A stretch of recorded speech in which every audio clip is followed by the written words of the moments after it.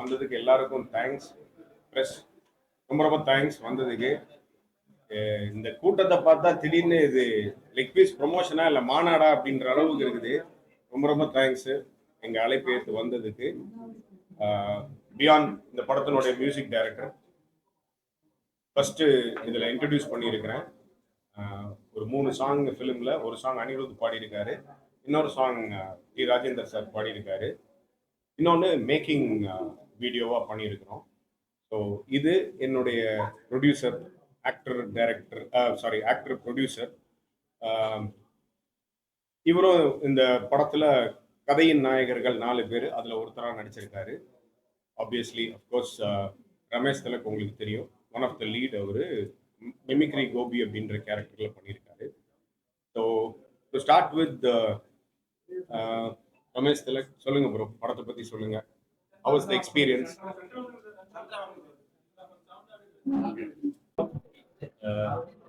Leg Piece படத்தோட வீடுக்காக வந்தவங்க அனைவருக்கும் மிக்க நன்றி. இந்த படம் வர மார்ச் 7ஆம் தேதி ரிலீஸ் ஆக போகுது. இந்த படத்துல மிமிக்ரி கோபி அப்படின்ற ஒரு ரோல்ல நான் நடிச்சிருக்கேன். மொத்தமா ஒரு 4 கதாபாத்திரங்கள் இதுல வந்து கொஞ்சம் முக்கியமா இருப்பாங்க. Srinath brother, Karunakaran and Manikandan. ஒரு சீரியஸான எந்த ஒரு மெசேஜும் இல்லாம ரொம்ப ஒரு ஃபன்னான, ஒரு ஜாலியான, ஒரு என்டர்டைன்மெண்டான ஒரு படமா இருக்கும். பிடிக்கும் நம்புறோம். நீங்க எல்லாரும் வந்து உங்களுடைய ஆதரவை நீங்க கொடுக்கணும். பிடிக்கும் நம்புறோம். சார், நீங்க படத்தை பத்தி சொல்லுங்க. As a producer Mani sir, இப்போ நம்ம படம் லெக் பீஸை பத்தி ஒரு ப்ரொடியூசரா உங்க அனுபவத்தையும், இதுல ஒன் ஆஃப் த லீட்ஸா உங்களோட அனுபவத்தையும் பிரஸுக்கு ஷேர் பண்ணுங்க. எல்லா பத்திரிகை நண்பர்களுக்கும் மாலை வணக்கம். நான் இது ஒரு 4வது படம், என்னுடைய படம் இது ரிலீஸ் பண்ணியிருக்கேன். ஸோ இதுக்கு முன்னால் வந்த படத்துலனாலே நான் ஹீரோவாக நடிச்சுட்டு இருந்தேன். பட் இந்த படத்தில் ஒரு கேரக்டர் 4 ஹீரோ ஒரு ஹீரோ பண்ணியிருக்கேன். இந்த படத்தில் பார்த்தீங்கன்னா 21 ஆர்டிஸ்ட் பண்ணியிருக்கேன். ரொம்ப ஃபன்னாகவும் பண்ணியிருக்கேன். இந்த படம் 2 மணி நேரம் 5 நிமிஷம் இருக்கும். பட் யார் மனசையும் புண்படுத்தினா அந்த படம் வெளியில் நல்ல ஒரு காமெடி படம் எடுத்திருக்கேன். ஃபேமிலியோட போய் இந்த படத்தை பார்க்கலாம். அந்த மாதிரி ஒரு படம்.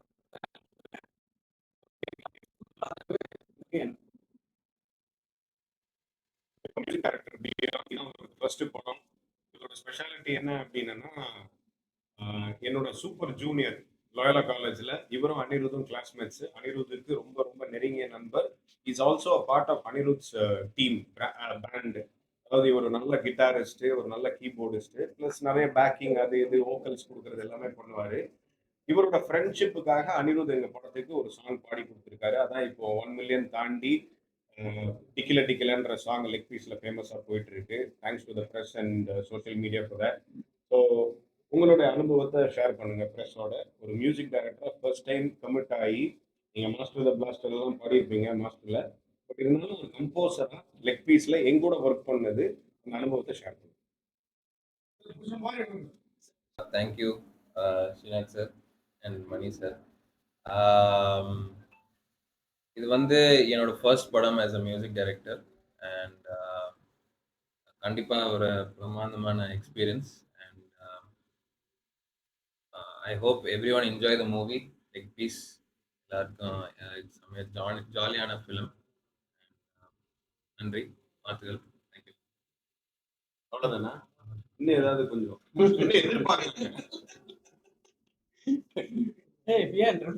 படத்துக்கு அனிருத், விஷால்லாம் பிக் பண்றாங்க. ஒரு நண்பர், நெருங்கிய நண்பர், விஜய் ஏன் சப்போர்ட் பண்றது கிடையாது? இல்ல, சப்போர்ட் பண்றது அப்படின்றது கிடையாது. இப்போ சினிமா, அவரு ஒரு அரசியல் கட்சி தலைவர் ஆயிட்டதுக்கு அப்புறம் நிறைய அந்த சினிமா விஷயங்கள்ல இருந்து அவர் கொஞ்சம் விலகி இருக்கிறாரு. ஸோ அதனால அதுக்கு சப்போர்ட் பண்ணல அப்படின்றது கிடையாது. அவருக்கு என்னுடைய படங்கள், என்னுடைய வாழ்க்கையில் நடக்கிற எல்லா நிகழ்வுகளும் அவர் ஃபாலோ பண்ணிட்டு தான் இருக்காரு, பதிவு பண்ணிட்டு தான் இருக்காரு. ஆன் அ பர்சனல் நோட் எனக்கு அவரு கங்க்ராச்சுலேட் பண்ணிட்டு இருக்காரு, ஆல் தி பெஸ்ட்னு சொல்றாரு. அது தெரிவிச்சுக்கிட்டு மாநாட்டுக்கு 2 வாட்டி காலேஜ் ஒரு வாட்டி போயிருக்காரு. செகண்ட் வாட்டி போகும்போது அவர் உள்ள போறது நிறுத்திட்டாங்க. அது வந்து பேசும் பொருள் ஆச்சு. ஆனா வந்து உங்ககிட்ட வந்து அவர் பேசுறது இல்லையான்னு சொல்லிட்டு சில விஷயம் போகுது. ஏன்னா உங்க ஃப்ரெண்ட் சர்க்கிளே அவர் கனெக்ட் பண்றது இல்லைன்னு சொல்லிட்டு போயிட்டு இருக்கு. அது எப்படி பாக்குறீங்க? பிரதர், என்னன்னா இது நம்ம ஆக்சுவலா லெக் பீஸுக்கு உண்டான ப்ரொமோஷனல் ஷோ அது தனியா ஒரு ப்ரெஸ் மீட் வச்சு நான் எல்லாமே உங்களோட கேள்விகளுக்கு பதில் சொல்றேன். இது நம்ம இந்த படத்தினுடைய ப்ரொமோஷன் ஏன்னா இந்த குரூ வச்சுக்கிட்டு நான் தனிப்பட்டு வேற ஏதாவது பேசினேன்னா கொஞ்சம் நல்லா இருக்காது. அதனால நீங்க படம் ரிலேட்டடா கேளுங்க. டெஃபினட்டா இந்த கொஸ்டின்ஸ்க்கு எல்லாம் நான் வந்து உங்களுக்கு பதில் சொல்றேன். லெக் பீஸ் சிக்கன் பீஸா லேடிஸ் வரையா? Leg piece, chicken piece, chicken leg piece. சரி, இது வந்து என்னன்னா எல்லாரும் வந்து கிண்டல் பண்றது வந்து லெக் பீஸ்னு சொல்லிடுவாங்க. ஆனா இது வந்து எலும்பு தான் இருக்கும்.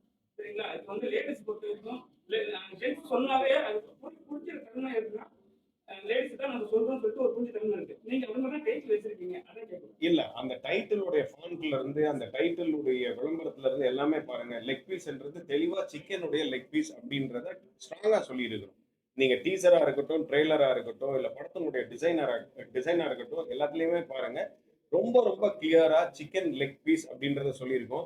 இது எந்த ஒரு வல்காரிட்டியும் இல்லாம, இது வந்து இல்ல ஒரு தவறான ஒரு சிந்தனையோ எண்ணங்களோ இல்லாம, இது ஒரு ஜனரஞ்சகமான எல்லா தரப்பினரும் பார்க்குற ஒரு படமா தான் இதை ப்ரொஜெக்ட் பண்ணியிருக்கு.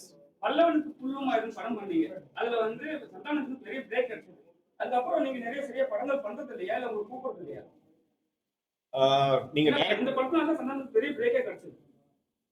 இல்ல என்ன அப்படின்னா ஒரு படம் பண்ணதுக்கு அப்புறம் ஒரு டைரக்டர் அதோட பெருசா பண்ணணும், பட்ஜெட்ல இருந்து சரி, செட்டப்ல இருந்து சரி, டெக்னீஷியன்ஸ்ல இருந்து சரி, பெருசா பண்ணணும் அப்படின்னு நினைப்பாங்க. அந்த மாதிரி தான் நான் ஒரு பெருசா அதை விட ஒரு 2 times 3 times bigger project magnitude wise பண்ணணும் அப்படின்னு சொல்லி ஒரு ஹீரோவோட டிராவல் பண்ணேன். ஏதோ ஒரு காரணத்தினால பண்ண முடியல. என்னுடைய சூழ்நிலை, அவரோட சூழ்நிலை அது அப்படியே டைல்யூட் ஆகி போச்சு. ஸோ பட் நான் இதுக்கு நடுவுல ஒரு கிட்டத்தட்ட ஒரு 10 படங்கள் நடிச்சுட்டேன். அந்த கம்ஃபர்ட் ஜோன்ல இருந்ததுனால, இன்னொன்னு எனக்கு கரெக்டான கதை அமையாததுனால நான் வெயிட் பண்ணிட்டு இருந்தேன். இந்த கதை ஒரு ஸ்டோரி ரைட்டர்கிட்ட இருந்து கேட்டு எனக்கு ரொம்ப புடிச்சதுக்கு அப்புறம், ஒரு ரசிகனா சரி இத நம்ம பண்ணலாம் அப்படின்னு சொல்லி, எந்த மேக்னிட்யூட் ஆஃப் ஃபிலிம்னாலும் சரி கன்டென்ட் தான் முக்கியம். நம்ம பண்ணுவோம். சின்ன படமா இருந்தாலும் நம்ம let's give it or best. Content தான் இன்னைக்கு வின்ஸ் அப்படின்றதுனால அந்த லெக் பீஸ் சாய்ஸ் எடுத்து யோகி பாபு எல்லா படத்துக்கும் சப்போர்ட் பண்றது கிடையாது. இந்த படத்துக்கு சப்போர்ட் பண்றாரா? இந்த படத்துக்கு ரொம்பவே சப்போர்ட் பண்ணியிருக்காரு. ஒரு டிக்கெட் கொடுக்குறாரா? ஒரு நல்ல நண்பரா இல்ல இந்த படத்துல நடிச்சது ஒரு அவர் வாங்கிட்டு இருக்க பிரைஸை விட வந்து ஓரளவுக்கு ரீசனபிளா எனக்காக என்னோட ஒரு நட்புக்காக பண்ணது. நான் கேட்ட போது வந்து டேட்ஸ் கொடுத்தது, அட்ஜஸ்ட் பண்ணி கொடுத்தது. அவர் மலேசியா ட்ரிப்பை கேன்சல் பண்ணிட்டு எனக்காக டப்பிங் பண்ணி கொடுத்தது. இது எல்லாமே அவர் ஃபேவர்ஸ் பண்ணியிருக்காரு. எங்க அவர் ட்வீட் பண்றது கூட அவருக்கு டைம் கிடையாது. அப்படியே அவர் ட்வீட் பண்ணா கூட அவருடைய அட்மின் தான் பண்ணணும். அது ஒண்ணும் கிடையாது. டுவர்ட்ஸ் ரிலீஸ் டைம்ல ரிக்வெஸ்ட் பண்ணனா அவர் ட்வீட் பண்ணி இந்த படத்தையும் இந்த ப்ராஜெக்ட் ஐ மீன் இந்த டீமையும் சப்போர்ட் பண்ண போறாரு. அவ்வளவுதான். உங்க நண்பரு டிவிகே தலைவரா இப்ப இருக்காரு. அவருக்கு இந்த படத்தை காட்டுவீங்களா? அவர் சப்போர்ட் பண்ணதுக்கு ஏதாவது போடுவாரா?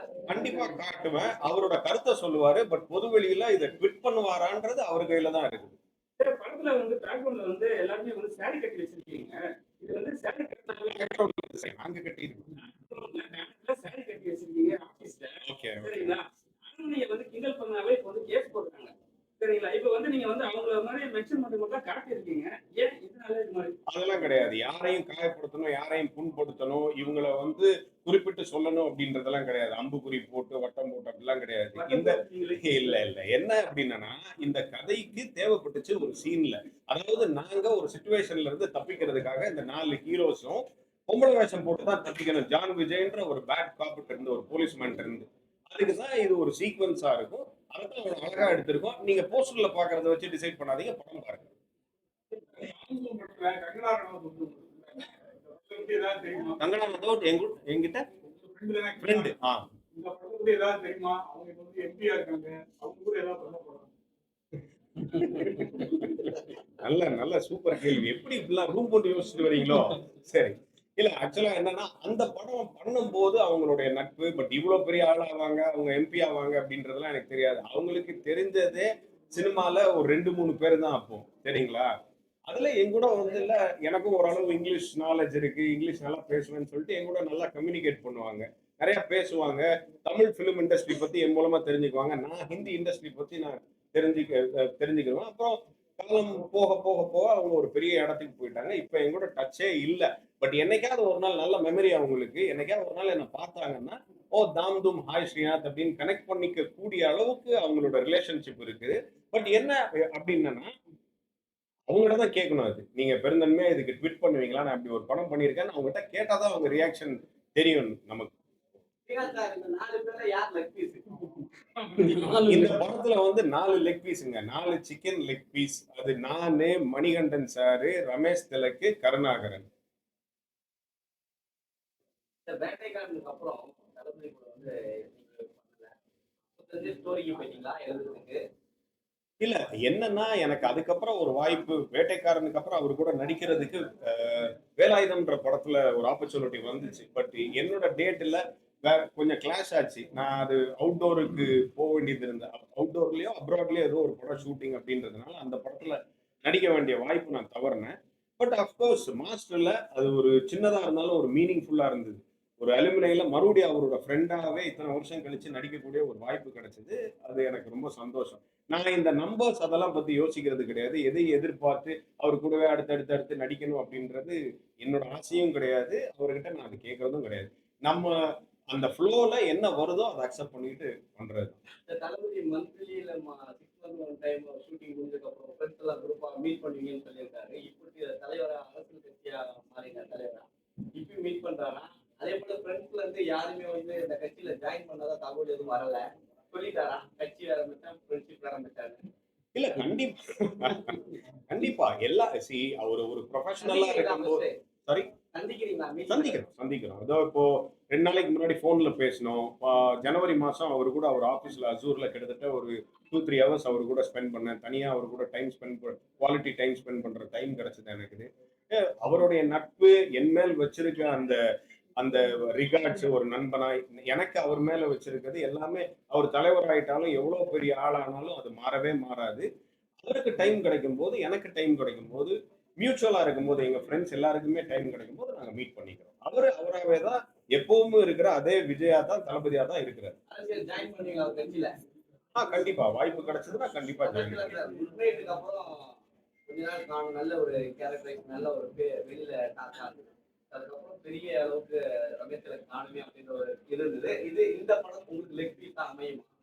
கண்டிப்பா அமையும் பிரதர். கண்டிப்பா அமையும். பிளஸ் அது முடிச்சதுக்கு அப்புறம் ஒரு 8 படங்கள் முடிச்சிட்டு இருந்தேன். ஷூட்ல இருந்தேன். ஸோ இப்ப வரப்போற அந்த டூரிஸ்ட் ஃபேமிலி, டீசல், டிஎன்ஏ, பாவாத்தியாரே, மாஸ்க் இந்த படங்கள்லாம் ஷூட்ல இருந்ததால இனிமேல் தான் ஒரு படமா வரும். லெக் பீஸும் ஒரு நல்ல படமா இருக்கும். டிடிவி கணேஷ் வந்து காந்தாரா மாதிரி ஒரு ஸ்டில் கொடுத்திருக்காரு. அந்த காந்தாரா தானா இல்ல அவர் வீட்டுல போட்டு எடுத்தது கிடையாது. நம்ம படத்துக்காக நாங்க பண்ண வச்சது. சொல்லுங்க. நிறைய படம் மீண்டும் ஒரு படம் பண்ணியிருக்காரு. மீண்டும் ஒரு படம் பண்ணியிருக்காரு. அவர் வந்து நிறைய பேர் வந்து அவர் என்ன சொல்றாங்க, நல்ல ப்ரொடியூசர் சொல்றாங்க. ஆனா மேல ஏத்தி இறக்கிறதுன்னு சொல்லிட்டு ஒரு விஷயம் போயிட்டு இருக்கு. ஏத்தி இறக்கிறாங்க. என்னன்னா பேசும்போது ஏத்திடுறாங்க, வேலை செய்யும் போது இறக்கிறாங்கன்னு சொல்லுவாங்க. மேல ஏத்தி விடுவாங்க, அப்புறம் வந்து கால விட்டு விடுவாங்க. அந்த வார்த்தை சொல்றேன். காப்பாத்திட்டீங்களா? கண்டிப்பா அவர்கிட்ட தான் ஆக்சுவலா கேட்கணும். ஒரு ப்ரொடியூசரா இந்த படத்தை எப்படி பாக்குறாரு, என்னுடைய உழைப்பு, என்னுடைய வேலையை, இந்த படைப்பை அவர் எப்படி பாக்குறாருன்னு அவர்தான் கரெக்டான ஆளா இருக்கும். நண்பரே இதுக்கு அந்த பதில் சொல்லிடுங்க. இப்பவும் கதாநாயகன் தாங்க. 4 பேர்ல ஒருத்தர். லெக் பீஸ் ஃபுல்லாவே ஆம்பளைங்களா இருக்கிறாங்க. நீங்களாவது வருத்தப்பட்டீங்களேங்க. விருப்பமா உங்க கேள்வி கேட்டா கூட தேங்க்ஸ் மார்க் பண்ணிட்டேன். ஆமா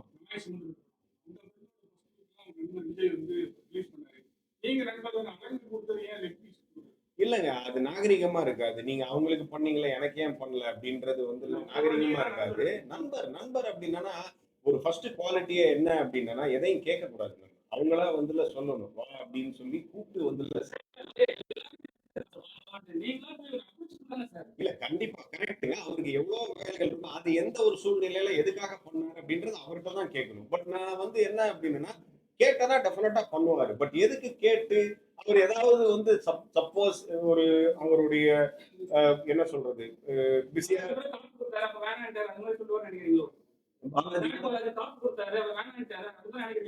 அது என்ன அப்படின்னா அப்பதான் குடிச்சிருந்திருப்பாரு. அதனால எப்படி இன்னொன்னு குடிக்க முடியும் வேணாம் அப்படின்னு இருப்பாரு. இப்பதான் அழுங்க நான் பண்ணிருக்கேன் இப்ப வேணாம் அப்படின்ட்டாருன்னா அது நமக்கு கஷ்டமா இருக்குன்னு சொல்லிட்டு கேட்கணும். சார் இப்போ சமீபமா பாத்தீங்கன்னா ஒரு 2-3 டேஸ் வாட் ப்ரோ அப்படின்றது ட்ரெண்டிங்ல போயிட்டு இருக்கு. அந்த வார்த்தை தளபதி அவர்கள் உச்சரித்ததுல இருந்து எல்லா பொலிட்டிக்கல் தலைவர் லீடர்ஸும் வந்து வாட் ப்ரோ அப்படின்றத தூக்கி தூரம் போடுன்ற மாதிரி கலாச்சிருக்காங்க. எப்படி பாக்குறீங்க? எனக்கே ஆசையா இருக்கு தலைவர் சொன்னதுக்கு அப்புறம் வாட் ப்ரோ ராங் ப்ரோ அப்படின்றது அவர் ஸ்டைலா சொல்றாரு. அவர் எது சொன்னாலும் வந்து ஸ்டைலா இருக்குது. அதனுடைய கருத்து, அதனுடைய உள்நோக்கம் அதெல்லாம் பார்க்கவே கூடாது. என்ன அழகா சொல்லிட்டாரு, என்ன மாடுலேஷன்ல சொல்லிட்டாரு, அதை நம்ம எடுத்துட்டு போயிட்டே இருக்கணும். சார் ஒரு நண்பரா ஒரு தலைவரா, ஏன்னா நண்பரை நண்பரா தான் நம்ம பார்ப்போம், தலைவரை தலைவரா பார்ப்போம். இப்ப அப்பாவை அப்பான்னு பார்க்கிறோம். சரிங்களா? இப்ப வந்து நீங்க தலைவர்ன்றீங்க, எதுல நம்ம சேர்த்துக்கலாம்? ஒரு அவரை நண்பரா அவருக்கு வேற வேற ஃபேஸ் இருக்குங்க. நண்பரா ஒரு ஃபேஸ் இருக்குது. ஓகேயா? ஒரு நடிகனா, ஒரு என்ன சொல்றது, தளபதியா ஒரு ஃபேஸ் இருக்குது. இப்போ அரசியல் கட்சி தலைவரா ஒரு ஃபேஸ் இருக்கு. ஒரு அரசியல் கட்சிக்கு தலைவர் ஆனதுக்கு அப்புறம் அவர் தலைவர் தானே கூப்பிட முடியும். சோ அத நண்பர்களும் தலைவர் தான் கூப்பிடணுமா? அப்படி கிடையாது. நான் இப்போ பொதுவெளியில அட்ரஸ் பண்ணும்போது நான் அப்படி வந்து தலைவர்னு சொன்னா தானே கரெக்டா இருக்கும்.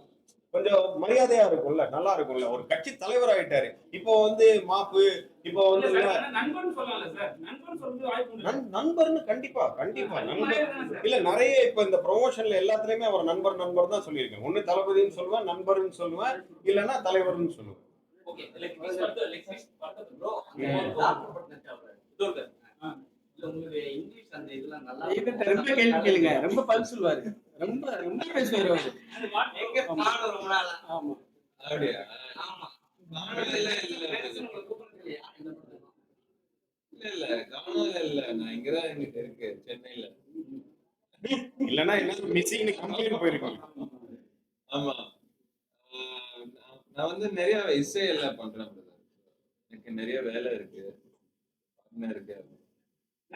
நடிக்க வர்றது இல்ல. ஆக்சுவலா நான் ஒரு 4-5 படம் பண்ணேன் brother. அது ரிலீஸ் பண்றேன். வேற ஏதாவது லாஸ்ட் ஏதோ 3 சாங் இருக்குங்க. லெக் பீஸ்னா அப்கோர்ஸ் முன்னாடியே சொன்ன மாதிரி சிக்கன் லெக் பீஸ் தான். வேற எதுவும் அதை டீடைல் பண்ண முடியாது. கதைக்கு அது ஆப்டா இருந்துச்சு. இந்த கதையில வர்ற ஒரு கதாபாத்திரம், ஒன் ஆஃப் த ஹீரோஸுக்கு லெக் பீஸ் சாப்பிட்டேன்னா ஏதோ ஒரு சின்ன அசம்பாவிதம் நடக்கும் அப்படின்ற மாதிரி அவரோட ஐதீகம். அதனால அதை அவாய்ட் பண்ணுவாரு. ஆனா நாங்க அவர் பேச்சு கேட்காம ஆஸ் அ ஃப்ரெண்ட்ஸா நாங்க அவர் பேச்சு கேட்காம அதை சாப்பிட்டுருவோம். அதுல இருந்து கொஞ்சம் ஒரு டர்ன் ஆஃப் ஈவெண்ட்ஸ், ஒரு மாதிரி ஒரு மிஸ்ஹாப்ஸ் நடந்துகிட்டே போகும். அப்பதான் அவர் வார்ன் பண்ணுவார், அலர்ட் பண்ணுவார், நான் தான் அப்பவே சொன்னேனே அப்படின்னு. ஸோ இதை சார்ந்து படம் போறதுனால தான் லெக் பீஸ்ன்ற டைட்டில் வச்சோம். படத்துல 3 சாங் முழுக்க முழுக்க காமெடி ஜானர் ஃபிலிம் தான். நான் நடிக்கலையே. நான் மறுபடியும் சொல்றேன். அவர் நடிச்ச படத்துல வேலை பார்த்திருக்கேன். தப்பா பதில் சொல்லிட்டேன். அவர் நடிச்ச படத்துல வேலை பார்த்திருக்கேன். என்ன இவரை முக்கியக்காக இல்லைன்னா சிங்கமுத்து நினைச்சிட்டீங்களா? இல்ல, அவர் நடிச்ச படத்துல வேலை பார்த்திருக்கேன். இது ஒரு டார்க் ஹியூமரான ஜானர். பட் குடும்பத்தோட பாக்குற மாதிரி ஒரு ஃபேமிலி என்டர்டெய்னரா இருக்கும். அப்கோர்ஸ் நீங்க கேட்ட மாதிரி சென்சார் போர்டு எங்களுக்கு அந்த வரம்பை மீறாம சில கட்ஸ் எல்லாம் கொடுத்துருக்குறாங்க. கட்ஸ்னா அதாவது என்னன்னா சின்ன சின்ன கட்ஸ் தான், எங்களுக்கு பெருசா ஒண்ணும் கிடையாது. அதே மாதிரி சவுண்ட் மியூட் சில இடத்துல கொடுத்துருக்காங்க. டபுள் மீனிங்ல இல்ல. சில சில சில பேர்கள் எடுக்க வேண்டாமே அப்படின்றது. சோஷியலா கொஞ்சம் பாப்புலரா இருக்கவங்க அவங்களோட பேர் எடுக்க வேணாம் அப்படின்றது. பிளஸ் வந்து இல்ல லேபிள்ஸ் பிராண்ட்ஸ் எதுவும் வந்து காமிக்க வேணாம், ஸ்மச் பண்ணணும் அப்படின்னு இருக்குது. சில வார்த்தைகளை சவுண்ட் மியூட் பண்ணியிருக்கிறது. சில ஆக்ஷன்ஸ் வந்து இல்ல கொஞ்சம் அது மற்றவங்களை புண்படுத்துற மாதிரி இருக்கக்கூடாதுன்றதுக்காக அந்த ஆக்ஷனை கட் பண்ணுங்க அப்படின்னு சொல்லி அதுக்கு தகுந்த மாதிரி கோர்வையா அந்த ஜம்ப் தெரியாத மாதிரி அதை இணைச்சிருக்கோம். கரெக்டா இருக்கும். டாக்டர்ல வந்து ஒரு காமெடி ரோல் பண்ணிருக்கீங்க, சூப்பர் பெரிய ஹிட் ஆச்சு. அதுக்கப்புறம் இப்போ வந்து டிராகன்ல ஒரு காமெடி ரோல் பண்ணிருக்கீங்க, அதுவும் பெரிய ஹிட் ஆச்சு. ஸோ நீங்க பண்ணி வர படங்கள் எல்லாமே ஹிட் ஆயிருக்கு. இந்த படத்தோட ரிசல்ட் என்னவா இருக்கும்? அதே மாதிரி ஒரு ஹிட் உங்களோட துறமா நீங்க இருந்தீங்கன்னாவே அது வந்து ஹிட் படமா கன்சிடர் ஆயிடுமான்னு நோட் பண்ணுங்கப்பா. அவரை நடிக்க வேற வச்சிருக்கேன் படத்துல வந்து அதான் கேக்குறாரு. இந்த படம்ல நான் வந்து இசை பண்ணேன். ஸோ தெரியல, ஆண்டவன் தான் சொன்னோம். இசை பண்ண அதுக்கப்புறம் என்ன பண்ணுவோம்? சாங்ல இவரு நடிச்சிருக்காரு, அதாவது டான்ஸ் பண்ணிருக்காரு. இவர் தான் அந்த ஃபர்ஸ்ட் ஃபியூ லைன்ஸ் பாடுற மாதிரி. ஆக்சுவலா அனிருத் இவருக்காக தான் பாடின மாதிரி அந்த சாங்கோட ப்ரொஜெக்ஷன் இருக்கு. அவர் ஸ்பீச்சே வந்து சில புரியாம தான் இருக்கு. அதே மாதிரி மியூசிக் இருக்குமா? அவரு புரியாம தான் இருக்கு. அவர் ஆனது இருக்காரு, அதனாலதான் அப்படி பேசுறாரு. இல்ல அப்கோர்ஸ் புரியாத மாதிரியான வார்த்தைகள், புரியாத மாதிரியான சவுண்ட்ஸ் போட்டு பண்ணிருக்காரு. பட் புரியுற மாதிரியும் இருக்கும். இல்ல இசையெல்லாம் கண்டிப்பா நீங்க லைக் பண்ணுவீங்க. நீங்க என்ன கொஞ்ச நேரம் பேசுனீங்கன்னா இசைக்கு ஏதுங்க மொழி, கலைக்கு ஏதுங்க மொழி, எல்லாரும் ரசிக்கிற மாதிரி தான் இருக்கு.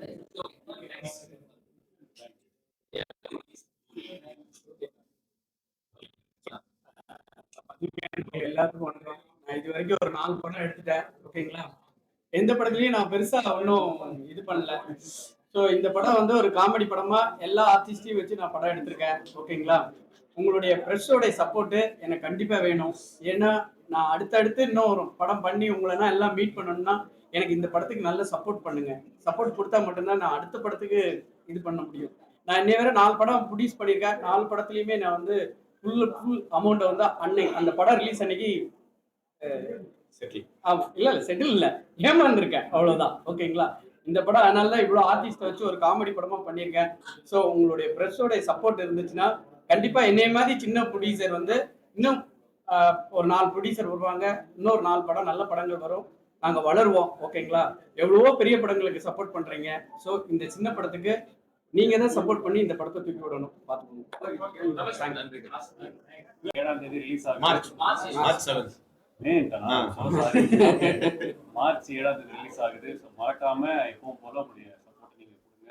படம் பார்த்துட்டு உங்களுடைய ஜெனியூன் ரிவ்யூ கொடுத்தீங்கன்னா ரொம்ப நல்லா இருக்கும். நல்லா இருக்கு, நல்லா இல்லைன்னு சொல்லிட்டீங்கன்னாலும் நாங்க தப்புகள் இருக்குன்னா திருத்திக்கிறோம். ப்ரொடியூசருக்கு நல்ல ஒரு லாபகரமான நீங்க சப்போர்ட் பண்ணுங்க. தேங்க்யூ. ரொம்ப ரொம்ப நன்றி ஊடகம் நண்பர்களே. உங்களோட டைமுக்கு, உங்களோட குவாலிட்டி டைமுக்கு ரொம்ப ரொம்ப தேங்க்ஸு. நம்ம ப்ரொடியூசர் ரிக்வெஸ்ட் பண்ண மாதிரி எங்களை மாதிரி சின்ன கலைஞர்களை, சின்ன ஒரு ப்ரொடக்ஷன் கம்பெனியை, சின்ன ப்ரொடியூசரை உங்களால், இந்த ப்ரெஸ் பீப்புள் உங்களால் தான் வாழ வைக்க முடியும். எங்களுக்கு வந்து உங்களுடைய பெரிய சப்போர்ட் தேவை. உங்களோட ஜென்யூனான என்ன சொல்றது ரிவ்யூஸும் எங்களுக்கு தேவை. ஸோ இந்த வாய்ப்பு அளிச்சதுக்கு ரொம்ப ரொம்ப நன்றி. Thanks for your time. Thanks எல்லாம். இந்த படத்தை சப்போர்ட் பண்ணுங்க. மார்ச் 7 இந்த படத்தை கண்டிப்பா தியேட்டர்ல ஜனங்க வர்றதுக்கு உண்டான சப்போர்ட்டையும் பிரஸ் மக்களாகிய உங்ககிட்ட வந்துள்ள பணிமன்புடன் கேட்டுக்கொள்கிறேன். தேங்க்யூ.